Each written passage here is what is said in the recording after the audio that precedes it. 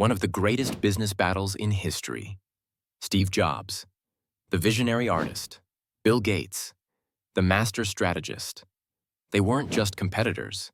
They shaped the digital world we live in today. It all started in the 1970s. Bill Gates and Steve Jobs were young, ambitious, and determined to bring computers to the masses. Steve Jobs co-founded Apple in 1966, building sleek, user-friendly machines. Bill Gates co-founded Microsoft in 1975, focusing on software that could run on multiple computers.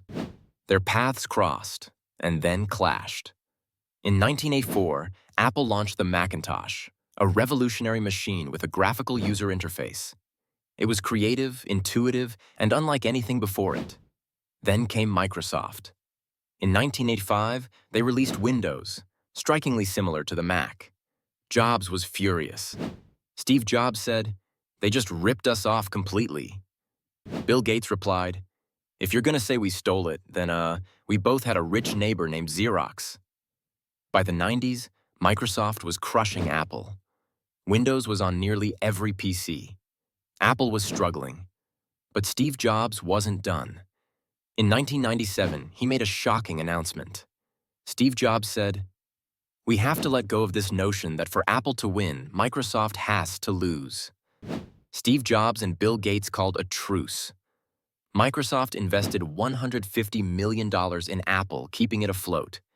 Then Steve Jobs did what he did best. He innovated. The iPod, the iPhone, the App Store. Apple became a giant. By the time Steve Jobs passed away in 2011, Apple had surpassed Microsoft. Bill Gates?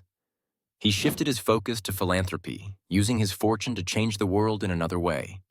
Two legends. Two different approaches. Who won the battle?